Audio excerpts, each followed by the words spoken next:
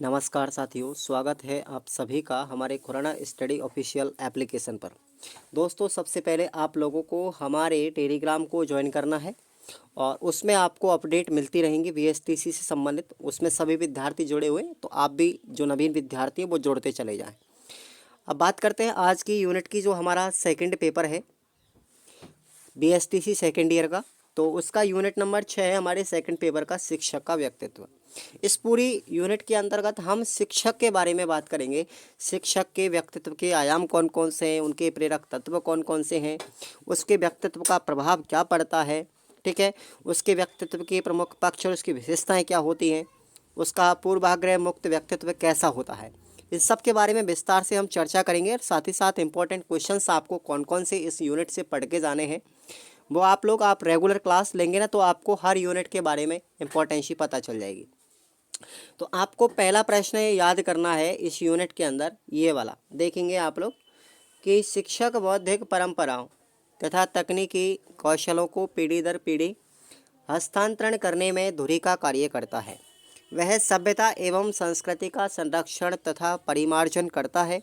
वह बालक का मार्गदर्शन ही नहीं वरन संपूर्ण राष्ट्र का मार्गदर्शक है।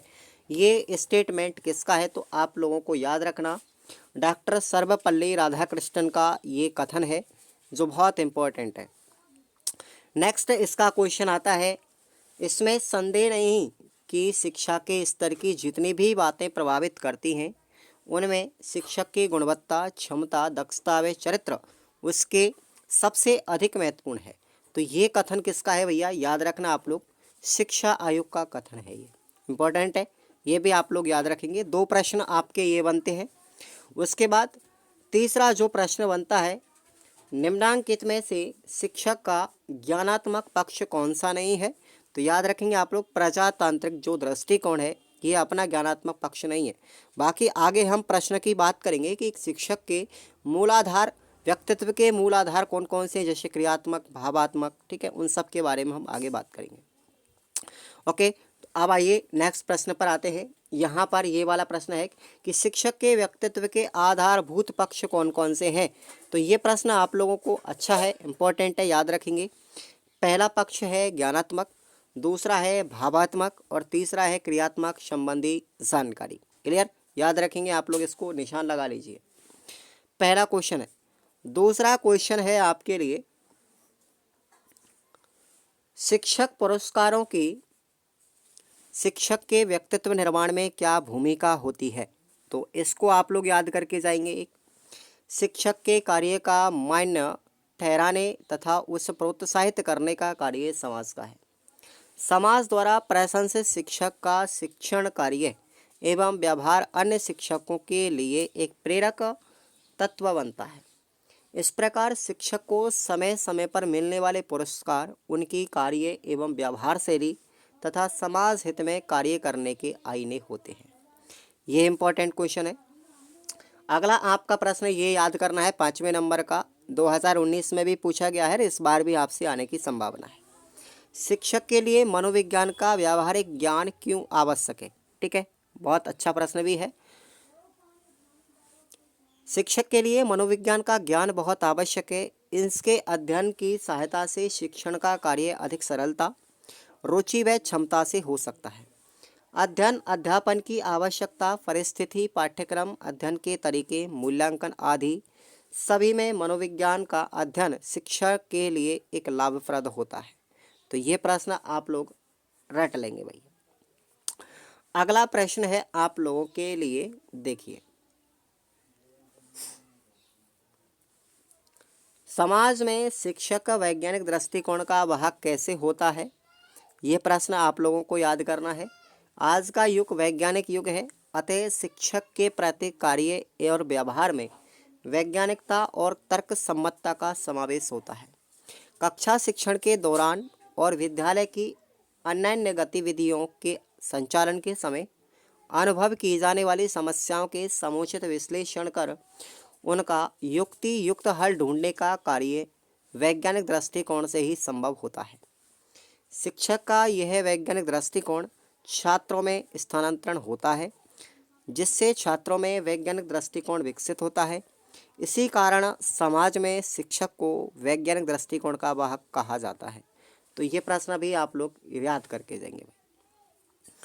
अगला प्रश्न है आप लोगों के लिए, देखिए, एक शिक्षक के लिए आवश्यक कोई 3 व्यक्तिगत गुण कौन कौन से हैं?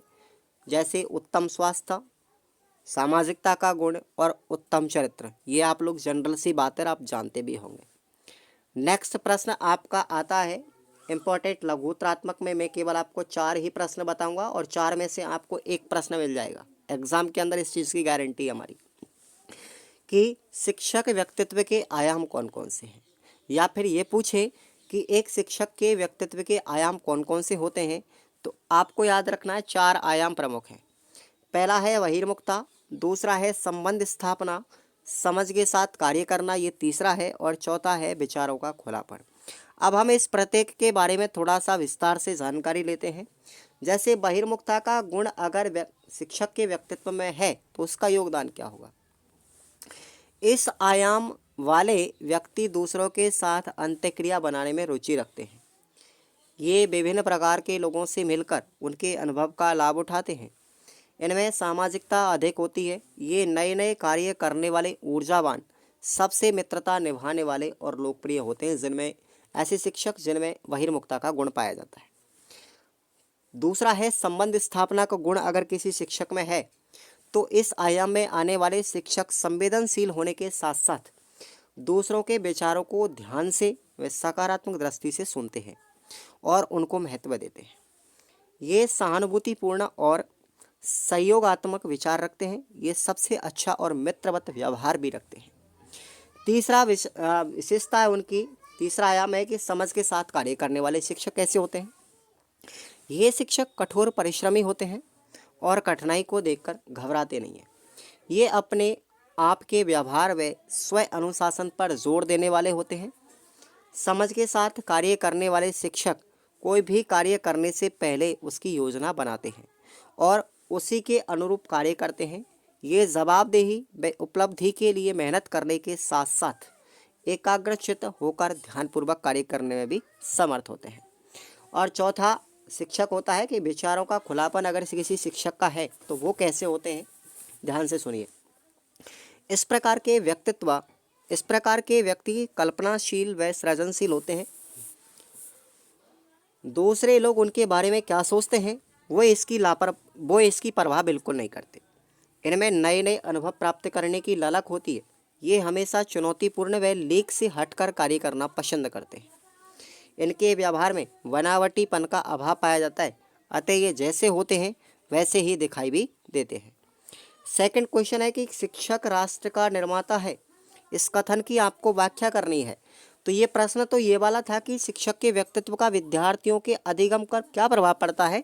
प्रश्न आपके 3 हैं, उत्तर आपको 1 ही मिलेगा। ध्यान रखना थोड़ा सा कि भाई शिक्षक के कुछ कार्य होता है गुणवत्ता, जो शिक्षक के कार्य गुणवत्ता है उसके व्यक्तित्व का विद्यार्थी पर प्रभाव क्या पड़ेगा, यानी कि एक शिक्षक राष्ट्र का निर्माण कैसे होता है। इस प्रश्न की हम बात करेंगे। इसका आंसर आप लोग ध्यान से सुनिए। शिक्षक देश के भावी नागरिकों के निर्माता हैं। उनकी श्रेष्ठता और सक्रियता पर देश का विकास निर्भर है। किसी विद्यालय के खेल के मैदान, भवन, फर्नीचर, विभिन्न प्रकार के उपकरण, विद्यालय आदि के संदर्भ में समृद्ध होने पर भी कुशल एवं योग्य शिक्षकों के अभाव में वह विद्यालय उन्नति नहीं कर सकता। शिक्षक के बालकों के चरित्र का विकास करता है। यद्यपि वर्तमान परिवेश में शिक्षक की भूमिका में बहुत अंतर आ गया है, तथापि पूर्वाग्रह रहित निरपेक्ष भाव से सोचा जाए तो शिक्षा जगत में शिक्षक का महत्व निर्विवाद है।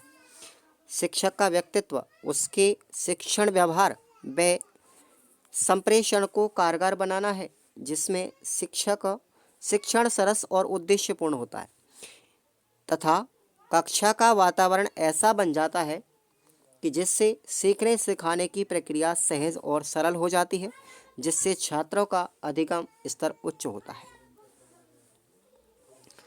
शिक्षाविद डॉक्टर राधाकृष्णन ने कहा है, और ये स्टेटमेंट आप ऊपर भी पढ़ चुके हैं, कि राष्ट्र निर्माण में शिक्षक की भूमिका को रेखांकित करते हुए उन्होंने लिखा शिक्षक बौद्धिक परंपराओं तथा तकनीकी कौशलों को पीढ़ी दर पीढ़ी हस्तांतरण करने की धुरी का काम करता है।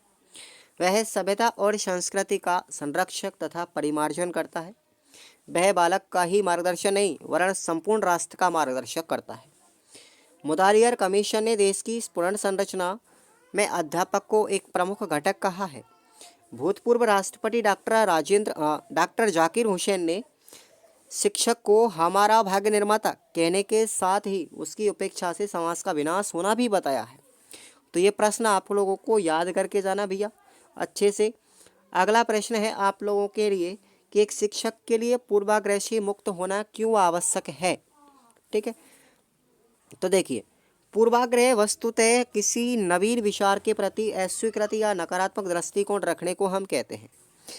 जैसे यह विचार कि समृद्ध परिवारों के बालक ही प्रतिभाशाली होते हैं तथा अच्छे अंक प्राप्त करते हैं, यह मानना एक पूर्वाग्रह। मतलब हम किसी चीज़ के बारे में पहले से जो भविष्यवाणी हमारे मन में विचार उत्पन्न कर लेते हैं वो हमारा पूर्वाग्रह होता है। क्योंकि गरीब तथा पिछड़े बालक वर्ग के बालक भी प्रतिभाशाली होते हैं तथा कीर्तिमान स्थापित करने में सक्षम होते हैं। शिक्षक का व्यक्तित्व पूर्वाग्रह युक्त नहीं होना चाहिए, क्योंकि पूर्वाग्रह युक्त शिक्षक छात्रों तथा अपने साथी के प्रति दुराग्रह व्यवहार करता है तथा उचित तथ्यों को भी नकार देता है। पूर्वाग्रह युक्त शिक्षक के विद्यार्थी भी पूर्वाग्रह युक्त होते हैं, इसलिए शिक्षक को पूर्वाग्रह न हो करके स्वतंत्र और खुले विचारों वाला होना चाहिए। स्वतंत्र विचारों वाला शिक्षक हमेशा अपनी बात को तर्क के आधार पर स्पष्ट करता है। छात्रों को समूह में रचनात्मक कार्य देते हुए स्वतंत्र रूप से कार्य करने व सीखने पर बल देता है। वह केवल मार्गदर्शन का कार्य करता है। शिक्षक अपनी विषय वस्तु को क्रमबद्ध रूप से प्रस्तुत करता है। ऐसे शिक्षक अंधविश्वास से दूर रहते हैं, एक ही सकारात्मक विचारों वाले होते हैं। स्वतंत्र विचारों वाला शिक्षक हमेशा अपने विपक्षियों की बात को सहजतापूर्वक सुनता है और उपयोगी होने पर उनको ग्रहण करता है, वरना नकार भी देता है। अतः शिक्षक को पूर्वाग्रह युक्त नहीं होना चाहिए। अगर कभी पूर्वाग्रह हो भी जाए, परस्पर विचार विमर्श कर हमेशा के लिए ग्लानि और पूर्वाग्रह को मिटा देना भी चाहिए। कक्षा में विद्यार्थियों की कोई त्रुटि या अवांछित व्यवहार हो तो शिक्षक द्वारा समाधान किया जाना चाहिए। इससे भी अच्छी बात यह होगी कि वह त्रुटि और अवांछित व्यवहार के कारणों का विश्लेषण करके शंका को दूर करें। ऐसा करने से शिक्षक का व्यक्तित्व छात्रों के समक्ष स्पष्ट मधुर होता है। तो ये प्रश्न आप लोगों को याद करना है दोस्तों। बाकी के आपके बात रहती है निबंधात्मक प्रश्नों की, तो मैं निबंधात्मक प्रश्नों की यहाँ पे बात करूँगा ही नहीं यूट्यूब पे, क्योंकि मैंने ऑलरेडी जितनी यूनिट हैं हमारी, हर यूनिट से पेपर वाइज जो आपको 20 मॉडल पेपर दिए हैं, ठीक है, ऐप पर जाना है, ऐप डाउनलोड करना है प्ले स्टोर से, वीडियो के डिस्क्रिप्शन बॉक्स में उसका लिंक भी दिया गया है। आप वहां से निबंधात्मक प्रश्नों के साथ साथ उन तमाम इम्पोर्टेंट क्वेश्चनों को आप लोग पढ़ेंगे, ठीक है, कोर्स को ज्वाइन करके, जिनसे आप लोग आराम से 70% प्लस भी क्रॉस कर सकते हो अगर आप अच्छा याद कर लेते हो तो। वो प्रश्न आपके एग्ज़ाम में डायरेक्टली मिलेंगे। आप इस चीज़ का बिल्कुल संदेह और संशय नहीं करें कि ये कोर्स आपके लिए एक गलत साबित हो सकता है। ये बिल्कुल 100% वही प्रश्न मैंने आपको अपने अनुभव के आधार पर प्रदान किए हैं और जिसके अंदर 2500 से ज़्यादा स्टूडेंट इसका लुत्फ़ उठा रहे हैं।